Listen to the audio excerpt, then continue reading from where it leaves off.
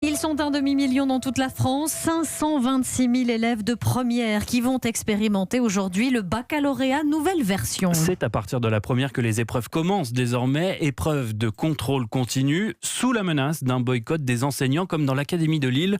Écoutez le reportage de Lionel Gougelot pour Europe 1. On appelle à être présent devant les établissements avec du petit matériel, du tract. Professeur d'histoire-géographie, Olivier Mathieu manifestera ce matin aux grilles de son lycée de Liévin dans le Pas-de-Calais. Bien décidé à perturber les premières épreuves de ce nouveau bac, il fera grève de la surveillance. On a été quelques-uns à refuser de donner des sujets. On appelle à la grève pour ne pas surveiller ce simulacre d'épreuves. Ce qu'on espère, c'est qu'effectivement, il y ait des salles de classe qui se retrouvent sans surveillance. Et sans surveillance suffisante, il faudra forcément reporter l'examen sur le SNES, principal syndicat. Si les épreuves ont lieu, d'autres enseignants prévoient, eux, une grève de la correction. Isabelle Loriot, professeure à Roubaix, envisage de surnoter les copies. Comme par exemple, se mettre d'accord sur le type d'annotation que nous allons mettre sur les copies et surnoter. Ce qui n'est pas injuste parce que les élèves, ils n'ont pas à être les victimes d'une réforme qui s'est faite sans eux, contre eux. Mais quelles que soient les modalités d'action, le mouvement va durer, assure un responsable syndical.